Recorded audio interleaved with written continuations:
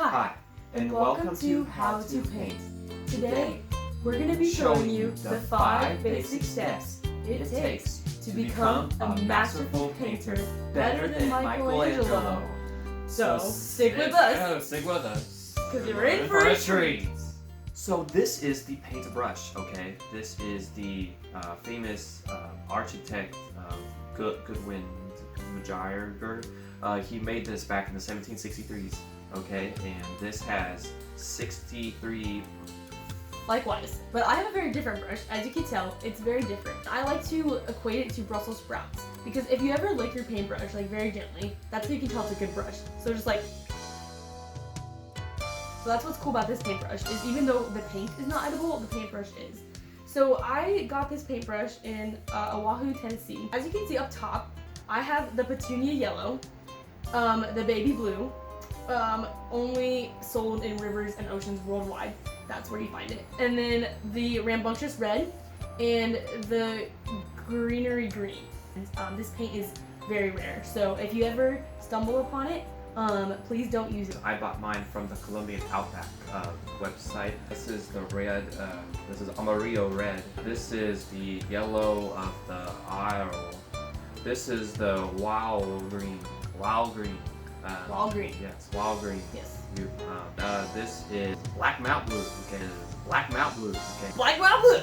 Black Mountain Blue is very, very good if you want to paint rainbows, rivers, and outside horse. So as you can see, we have a wide range of colors, and it's really not that wide, but what you can do is you can mix them together. So when you mix these colors together, you get awesome colors, like green autumn blues, Red iron, cardboard fluffy cats, black cow, extinct rainbow tarantulas, extinct rain, baked beans in a crock pot, golden bear, golden fish, golden state, Holly Myers, frogs in the toad bench. hairy red, Then you get mustard sauce yellow, or you can get mustard sauce green, and you get cardboard with chihuahuas on wheels, or you can get nose ring outside of your mom's house, peach rings found in Home Depot. red, green, blue, green. Yep. Minnesota Vikings, go take the dub. That's right. This is the color. The unicorn banana. The outside skirts of Montana. You also get the Grand Canyon beats twice. Right. So when it comes to actually painting your canvas, you want to make sure that one of the basic steps, I think this is step number 2 because we talked about step number 1. So what you want to do is you want to make sure that you're painting a canvas really speaks to your soul. And it usually has to do with an old, fond childhood memory.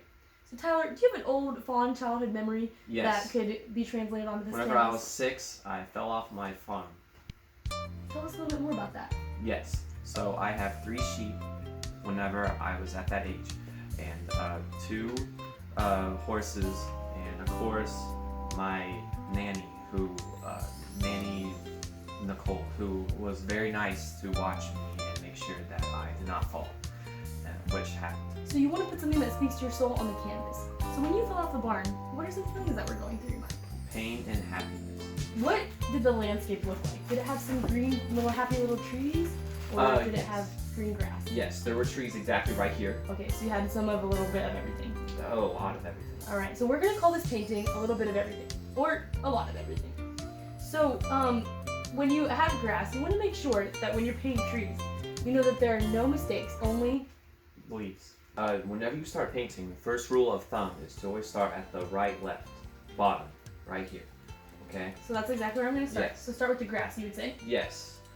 Make sure you use green for grass. We're just going to translate this onto the painting. So you're taking what is in your heart and you're putting it on a board. Exactly. For all to see. So yeah, so what kind of brush stroke is this called? That is called the inside discuss. Steve Fisher handshake. Night crawler. Language necessity. Overstocked selection at the grocery store chain. Christmas came early this year. Bunnies on steroids. Fish Creek in the pond sway. Overlook of the mountains. Irish jig. Tyler's dream vacation. The Fault in Our Stars. You need to be thinking about what you are painting at all times. So right now I'm envisioning Tyler kind of in the area of the world right now in the sky, falling from a barn. So I'm going to try to create some soft grass for him to fall on. Trees were right here. They were cherry trees. Okay. So here's the cherry tree. What? What brush stroke are you doing with that time? This is the. Hold on. I have to make sure I have my right brush on. Okay, this is the right side hurt to like really hurt the canvas. Okay, to really hurt it. And see, that's another thing about painting is it really translates into your pain. He's using red as the color of blood, so that's a pretty good resemblance of how he felt during this time. I've got to create a nice little bed for the tree to lay on. Can you tell us what this little blue guy is? Yes, so that is my Nanny Nicole. That is her praying because she knew that I was hurt. So the barn was located right here. Every painting that you have a main piece. You have the body of it. So the body, even though we have a cool little details like the tree and the nanny and the grass, the barn is the body. So it's like the body of Christ in a way. So the body of Christ is made up of many different parts, but there's one head. So the barn is going to be act like the head in this painting. So I'm going to create a nice square shape. There's a lot of drama in painting. And geometry. Yeah, definitely geometry. As you can see, we have a lot of different shapes. Sometimes you like to put little political gifs in here. So like the Oval Office, to make it relevant to our world today.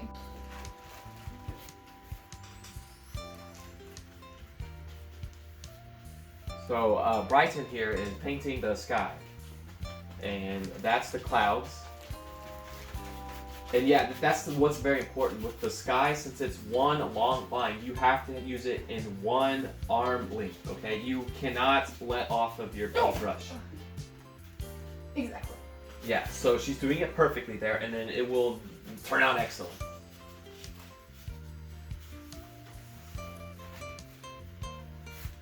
Excellent. So that is the sky. So now, time for the horses, okay? You start with the head. And then here's the upper body, and then the back body. We don't have to draw since this horse actually took place behind of the barn. And then here's the back body. Make sure you add more green. There we go. And then the tail. That's beautiful. And then the back side. Okay. So yeah, there's the first leg. And then the second and third legs are behind the barn, and the fourth leg is right here. Okay, so that's horse number one. Tyler is making a point here.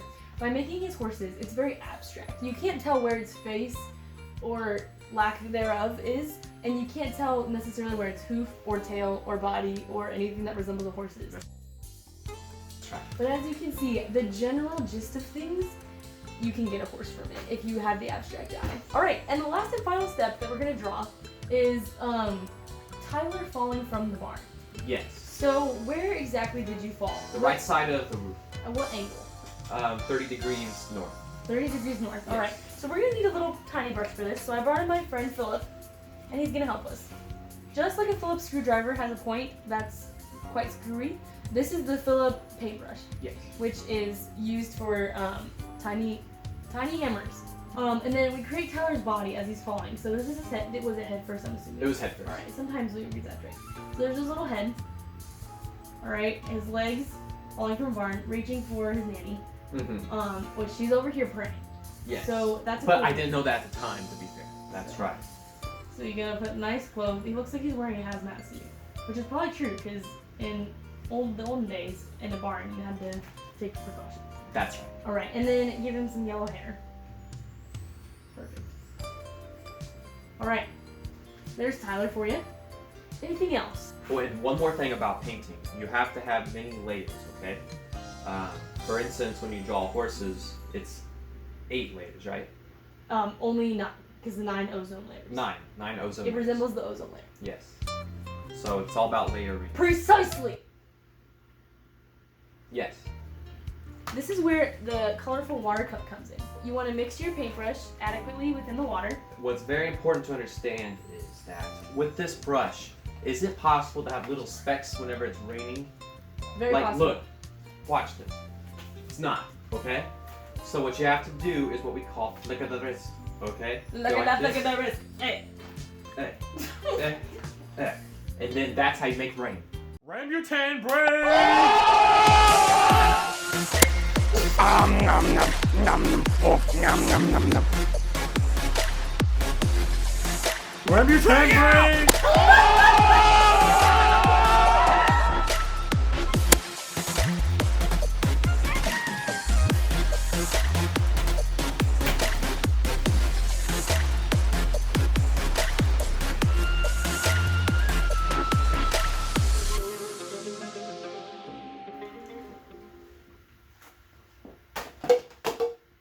guys, thank you so much for watching. I hope that you learned a lot today. Tyler, any last words? Watch our next video on December 20th.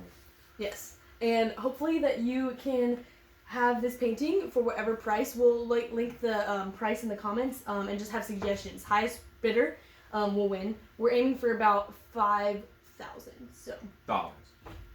thank you so much for watching, and we'll catch you next time.